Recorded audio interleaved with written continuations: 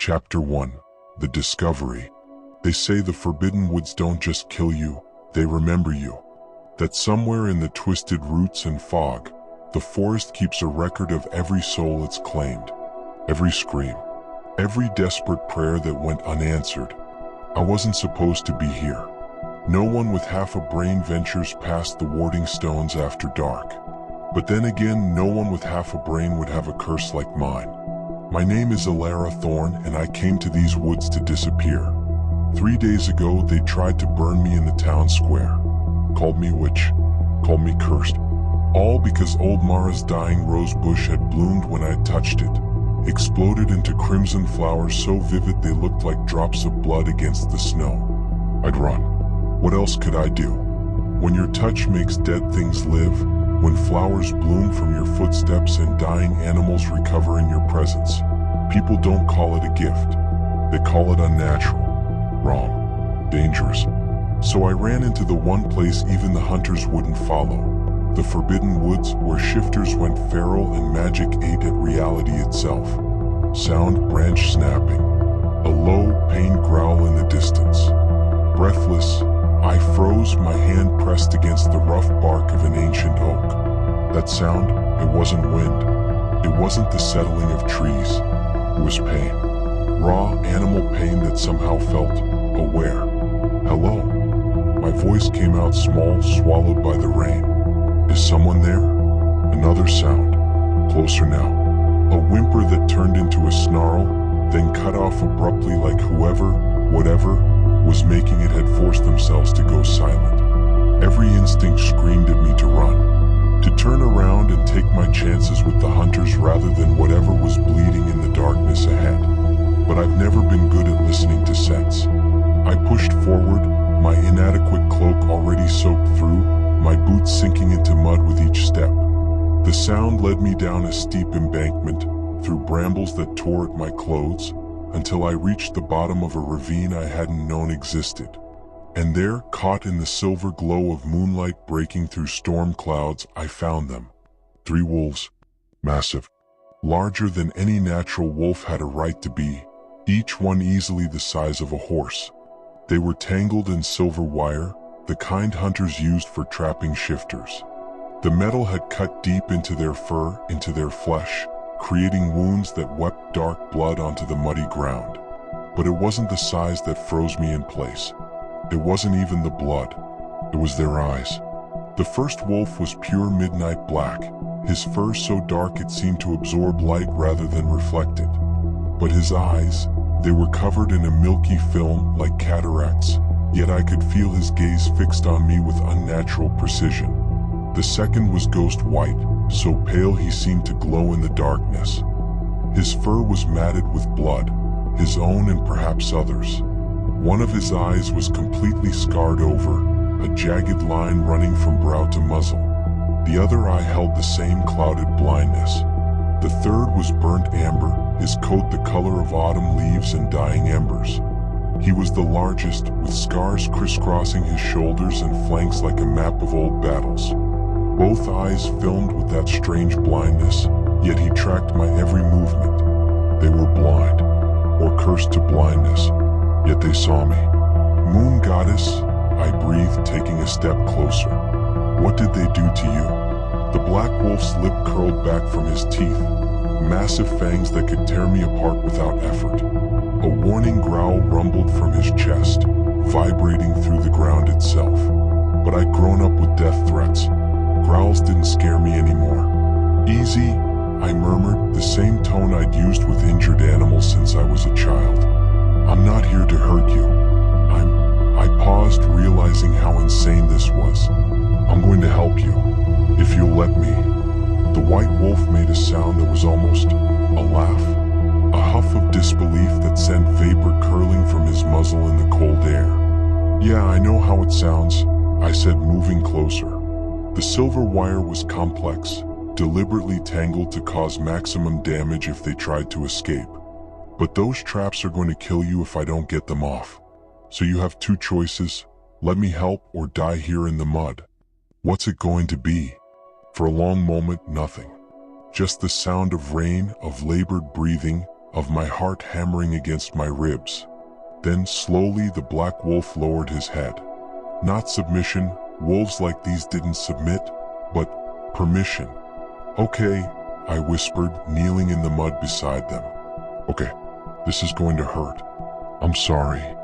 I reached for the first coil of silver wire wrapped around the black wolf's foreleg. The moment my bare fingers touched the metal, it burned, not me but him.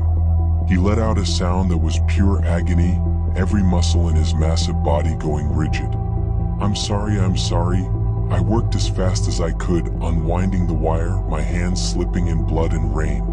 Each coil I removed revealed deeper wounds, gouges in flesh that should have been bleeding more, should have been fatal. But these weren't normal wolves.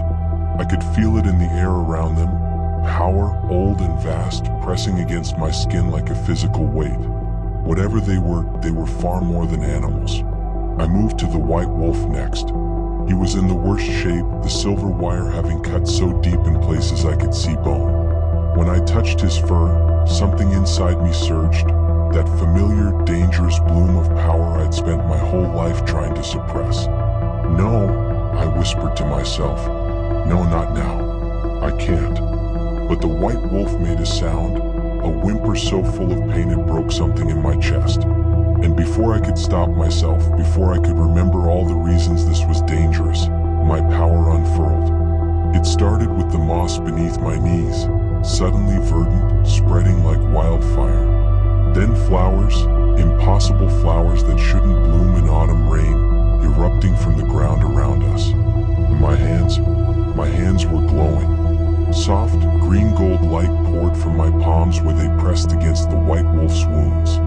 I felt his pain like it was my own, felt the silver poisoning in his blood, felt the curse that had taken his sight. And I pushed back against all of it.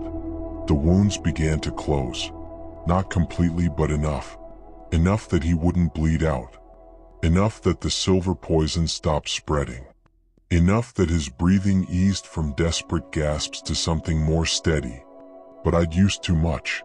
I could feel it, the drain, the exhaustion pulling at my bones.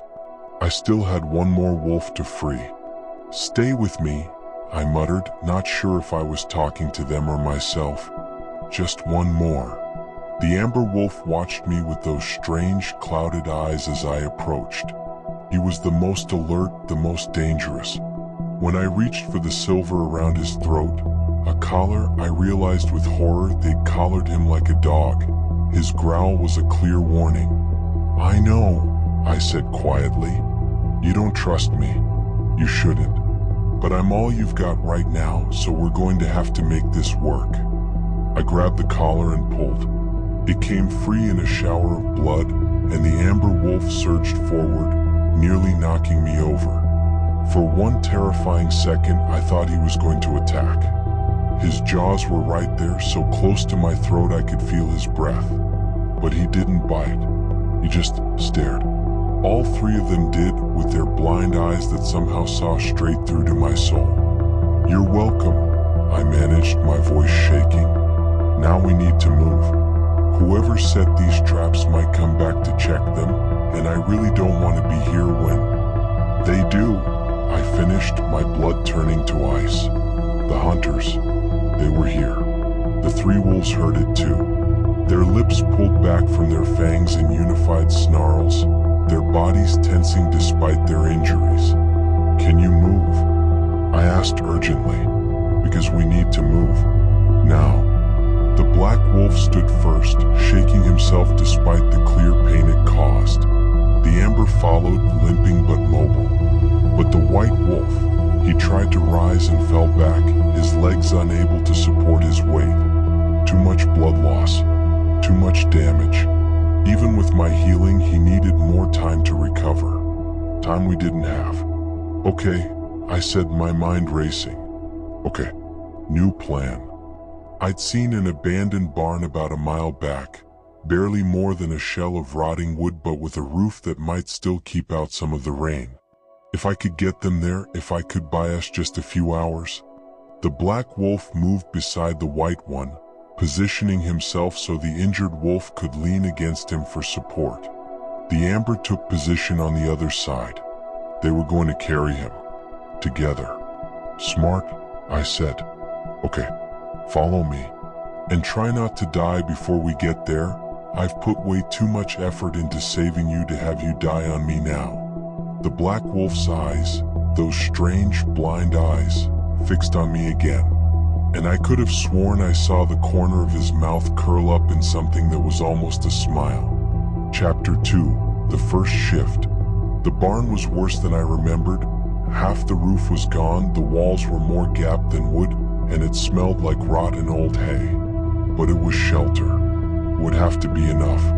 The three wolves collapsed in the driest corner, a tangle of fur and blood and exhaustion.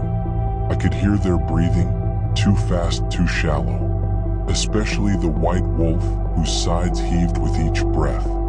Stay here, I said, then immediately felt stupid. Where exactly did I think they were going to go? I'll find something to help.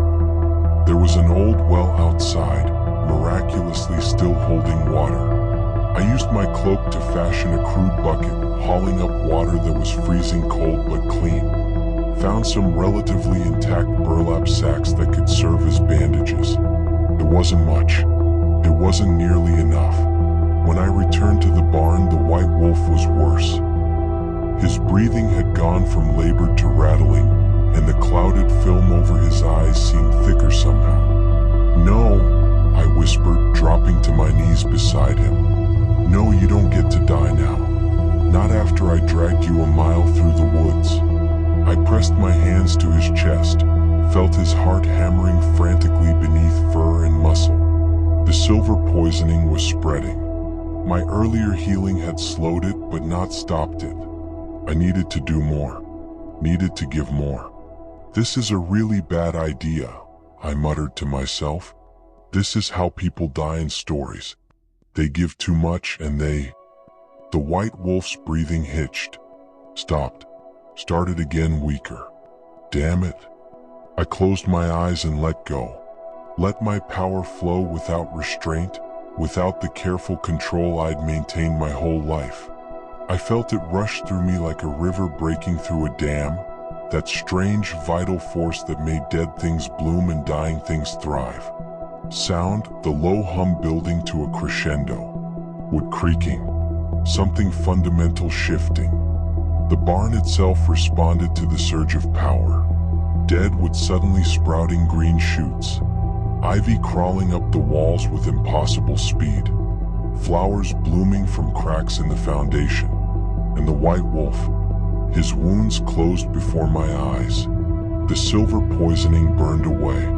But something else was happening, something I hadn't anticipated. His body was changing. Anguished, frightened. No, what did I do? The white wolf's form began to shift, not gracefully but violently. Bones cracking, restructuring, his muzzle shortening, his limbs elongating. I scrambled backward, terrified, as the massive wolf twisted and reformed into a man. He lay on the barn floor, naked and gasping, still bearing the scars that had marked his wolf form. He was huge, easily 6.5 feet of solid muscle and pale skin that seemed to glow even in the darkness. His hair was white blonde, falling past his shoulders, and his face, moon goddess his face. Sharp cheekbones, a strong jaw, full lips twisted in pain. He would have been beautiful if he didn't look like he was dying. And his eyes, still clouded, still blind. What? He gasped out, his voice rough as gravel. What did you do to me? I don't know. I pressed myself against the barn wall, my heart racing. I was trying to heal you and then you just... The other two were changing too. The black wolf twisted and reformed into a man with dark skin and black hair, his body a map of old scars. His features were sharp, almost harsh, high cheekbones, a blade of a nose, lips that looked like they rarely smiled. Handsome in a dangerous way. The amber wolf became a man with bronze skin and auburn hair, broader than the others, his shoulders impossibly wide. His face was more angular, a sharp jaw covered in a few days' stubble, and a scar running through his left eyebrow. All three men, all three naked, all three still bearing that strange blindness, and all three were looking at me with an intensity that made my skin prickle. "You," the black-haired one said, his voice low and smooth. "You're the Lunar Bloom." "I'm the what?" "The healer spoke of you." The amber-haired one pushed himself to sitting, wincing. "A woman whose touch could wake the sleeping and heal the cursed. We thought you were a myth." "I'm not a myth. I'm just cursed." I wrapped my arms around myself. "And I don't understand what's happening. You were wolves and now you're men, and you're blind but you're looking at me and—" "We can't see you," the white-haired one said softly. His voice was different from the others, lighter, almost musical despite the roughness. "Not with our eyes, but we can sense you. Your heat, your heartbeat, your scent." He inhaled deeply. "Wildflowers and rain, and underneath, power. Old power." "Who are you?" I demanded, trying to sound brave despite my terror. "What are you?" "We are the Cursed Three," the black-haired one said, "though we had other names once. I am Kalen." "Rowan," said the amber-haired giant. "Ash," whispered the white-haired one. "And we," Kalen continued, "are the lost alphas of the north, the trident wolves, and we have been trapped in our beast forms for 100 years, waiting for someone with blood like yours to break the curse." Stunned silence. Then weakly, "You've got to be kidding me." "We do not joke about curses," Rowan rumbled, "nor about being hunted like animals and left to die." "But you're men now," I pointed out. "So, you're welcome? I guess." "The shift is temporary." Ash tried to stand, failed, and settled for leaning against the barn wall. "Without our eyes, without the full breaking of the curse, we can't hold human form for long. In a few hours, we'll shift back to wolves whether we want to or not." "And the blindness?" "A punishment," Kalen said bitterly. "For crimes we did not commit. The Silver Order, the hunters who trapped us, they used a blood curse. Blinded us so we could never find our way home. Trapped us in wolf form so we could never speak our truth. The Silver Order." My blood ran cold. "Those are the hunters who are after me too." All three men's heads snapped toward me with predatory focus. "Why would the Order hunt you?" Rowan asked, his voice dangerous. "Because of what I am. What I can do."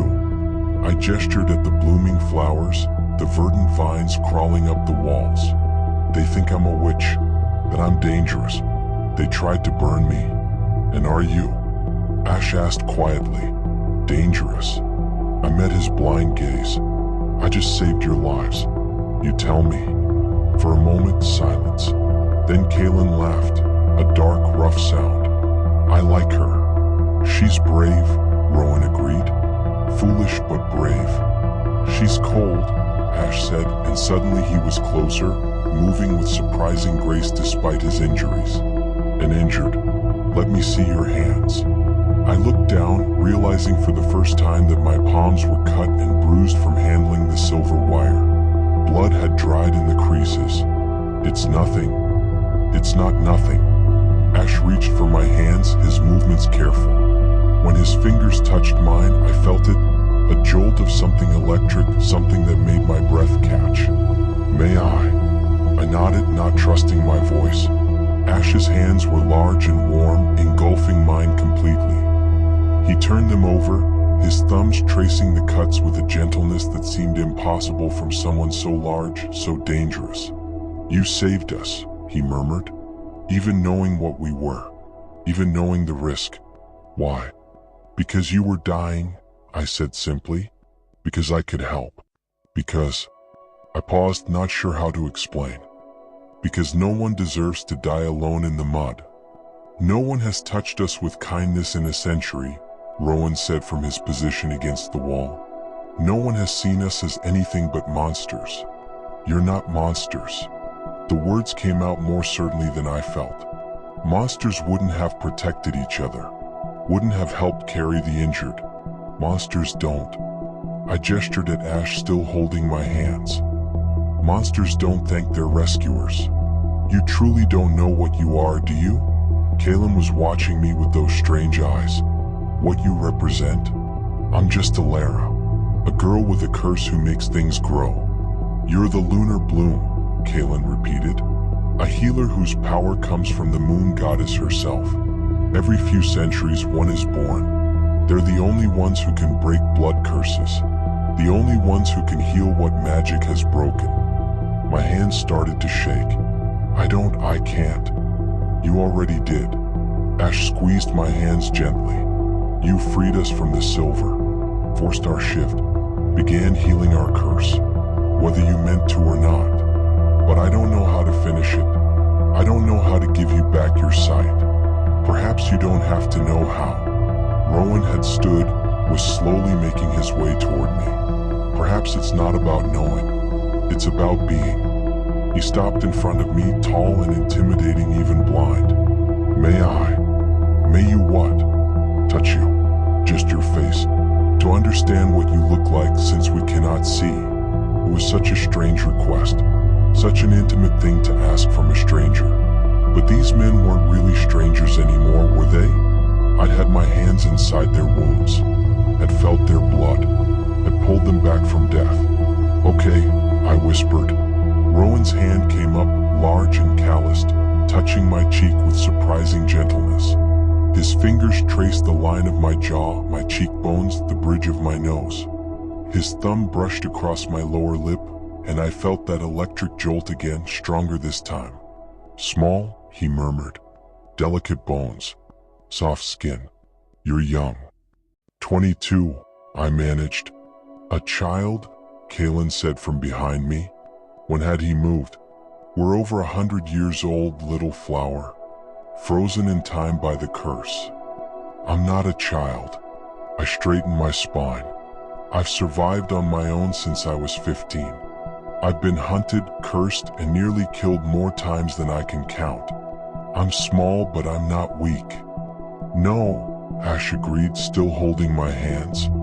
You're definitely not weak. You're terrifying. I almost laughed. Me? I'm terrifying? You made us shift without trying. You're healing our curse by proximity alone. Your power is... He paused, searching for words.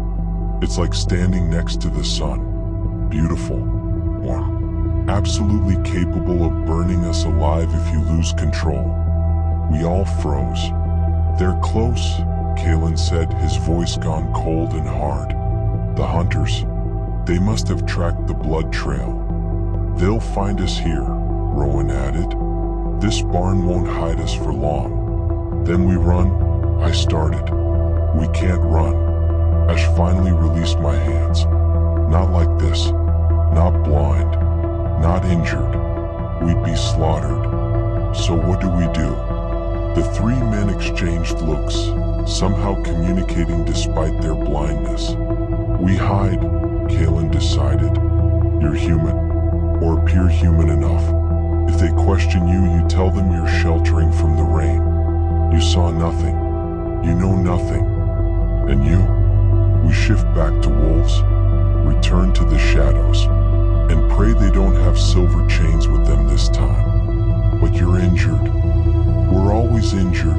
Rowan cut me off, not unkindly. We've survived worse. We'll survive this. I don't like this plan. Neither do we, Ash said softly. But it's the only one we have. Go, I urged them. Shift. I'll handle this. The three men looked at each other once more.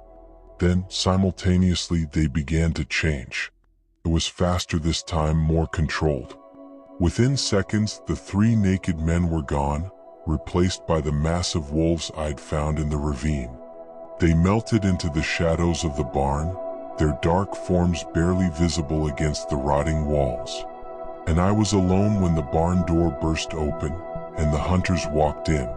Chapter 3, The Intimacy of Care. There were 5 of them, all men, all armed with silver-tipped weapons and wearing the distinctive red cloaks of the Silver Order.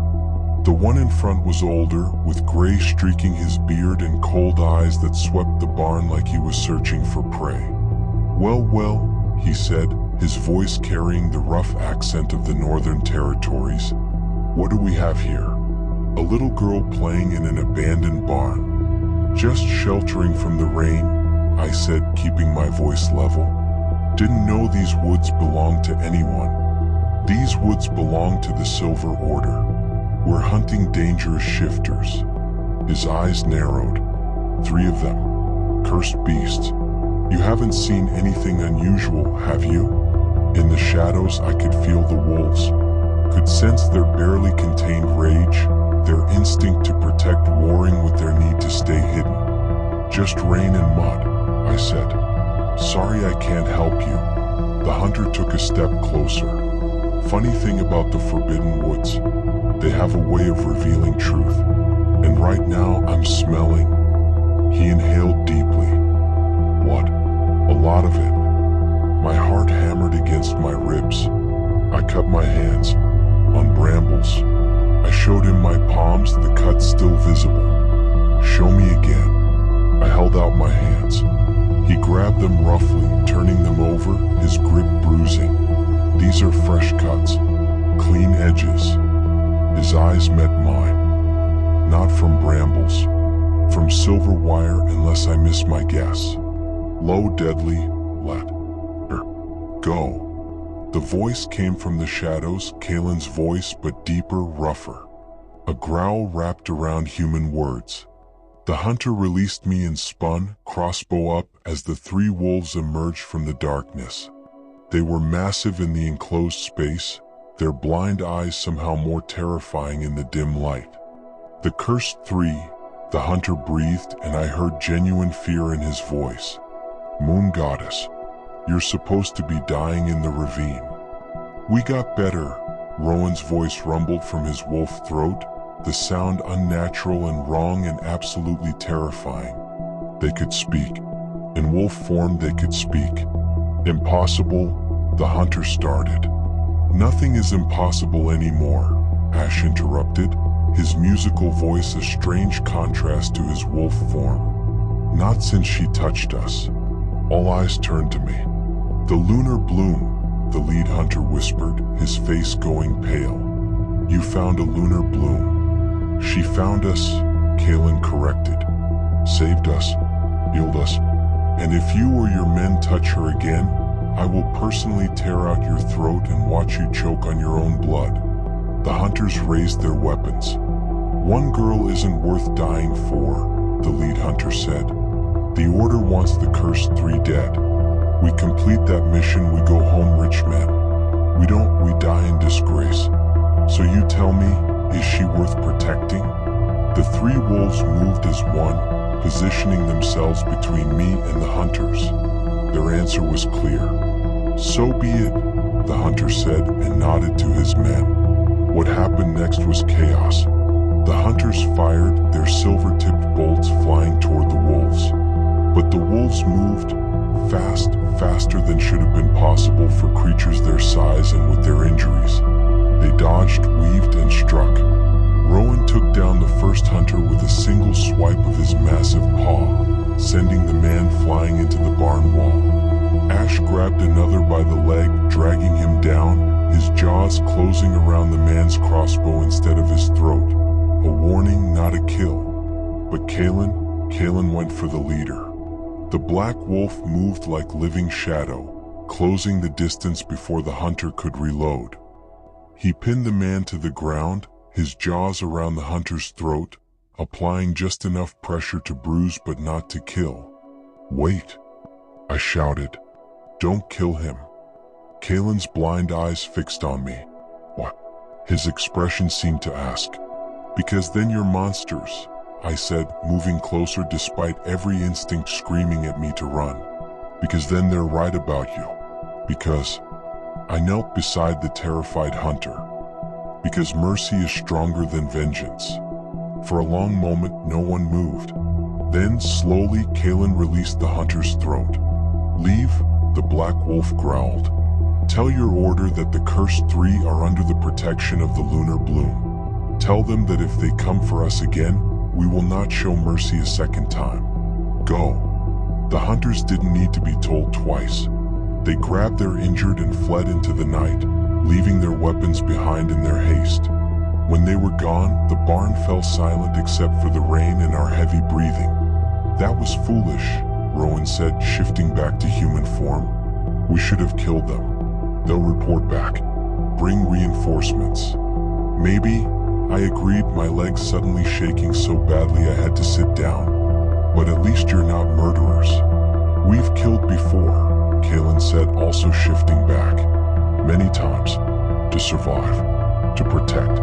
Don't make us into heroes, little flower. We're not. I'm not making you into anything. I'm just..." I wrapped my arms around myself, suddenly freezing. The adrenaline was wearing off, leaving me exhausted and terrified and so cold. "I'm just trying to keep everyone alive." Ash appeared in front of me, having somehow found an old horse blanket. He wrapped it around my shoulders gently. "You're in shock," he said softly, "and you used too much power. You need to rest." "Can't rest. They'll come back. We need to move too. We're not going anywhere tonight." Rowan was checking the barn's walls, assessing their defensibility. "You're barely standing, we're still injured, and the rain is getting worse. We hole up here, take shifts keeping watch, and move at dawn." "I don't need to rest." "Yes, you do."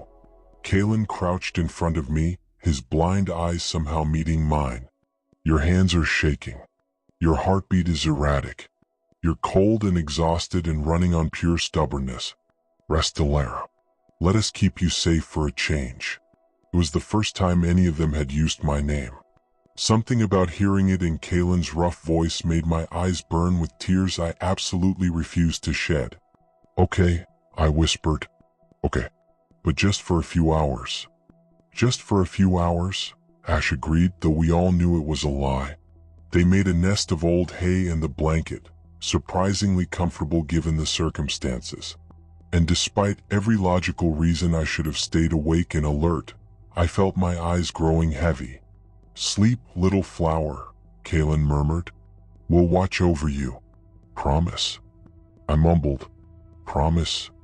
I believed him, which was either the smartest or stupidest thing I'd ever done. I dreamed of wolves, of 3 massive beasts with golden eyes standing over me, protecting me from shadows that had teeth and claws and hungry, endless darkness. And when I woke hours later, I was warm despite the cold, and I wasn't alone. Ash was sitting beside me, his white hair glowing in the pre-dawn light filtering through the barn's holes. His blind eyes were facing the door, alert, while his hand rested on my shoulder, a light touch, barely there but somehow comforting. "You stayed," I said quietly. "I promised." "Where are the others?" "Rowan is checking the perimeter. Kalen is hunting breakfast. Turns out being a wolf is useful for catching rabbits." He tilted his head toward me, a small smile on his lips. "How do you feel?" "Like I was trampled by a horse. That's the price of using your gift so freely. Your body needs time to recover. Needs..." He paused. "Needs care. And you've been alone for a long time, haven't you? Taking care of everyone but yourself." I didn't answer, but I didn't need to. He could sense it somehow, the loneliness I'd been carrying, the exhaustion of always being strong, always being the one who healed others while no one healed me. "You're not alone anymore," Ash said softly. "If you want, we could protect each other. You heal us, we keep you safe. Simple trade."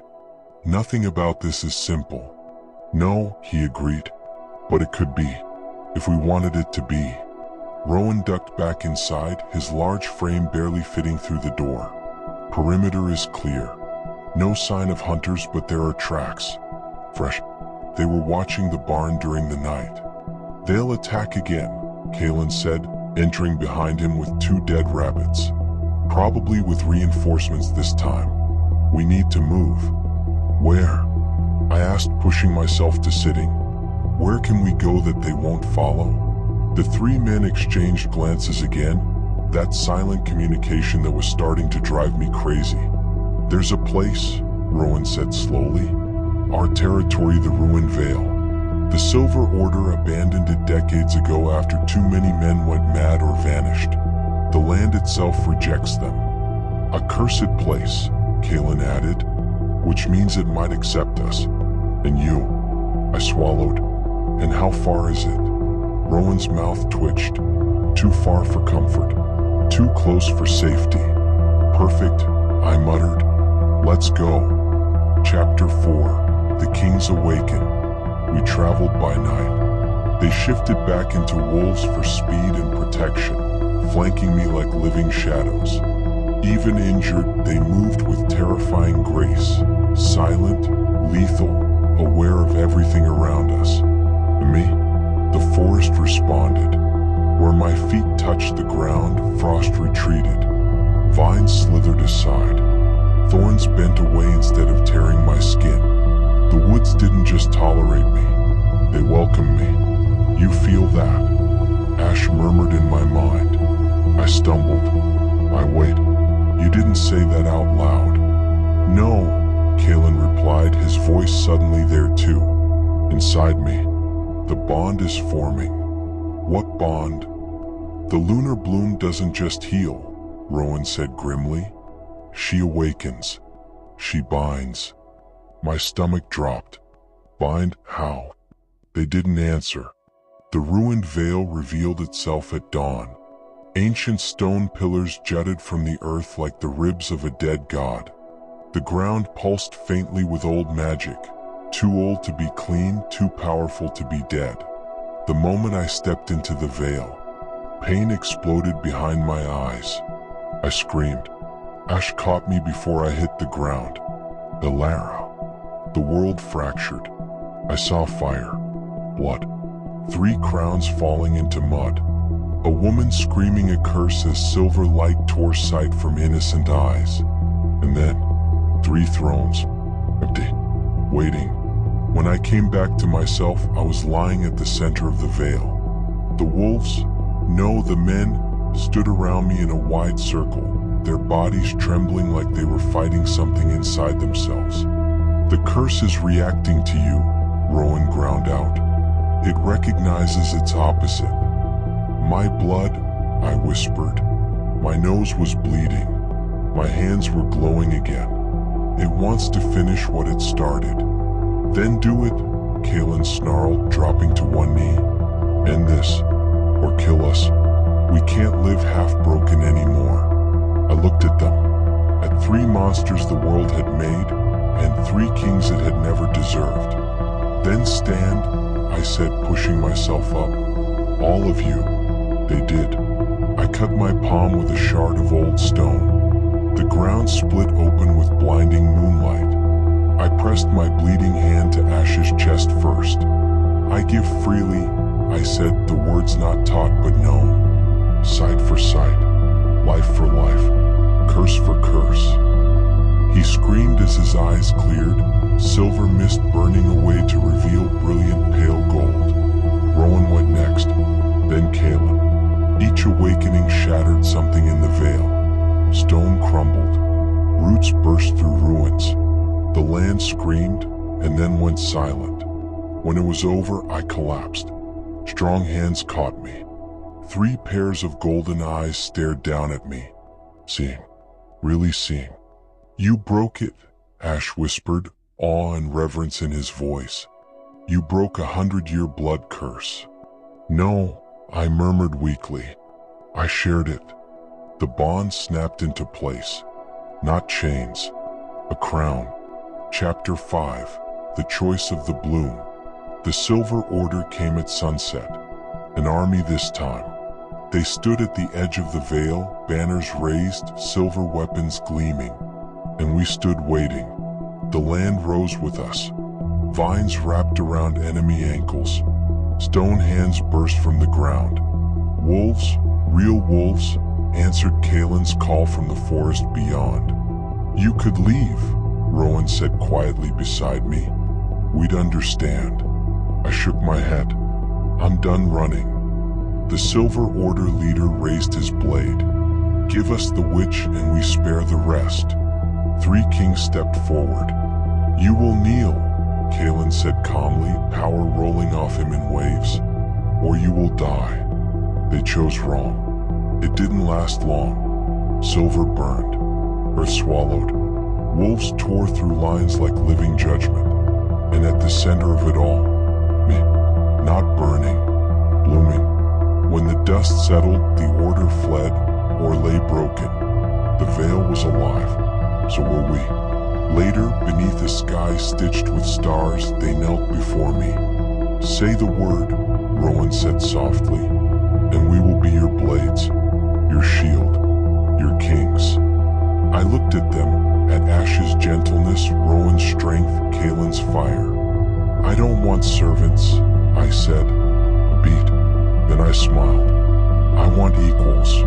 They rose. Ash kissed my knuckles. Rowan pressed his forehead to mine. Kalen brushed his lips against my temple.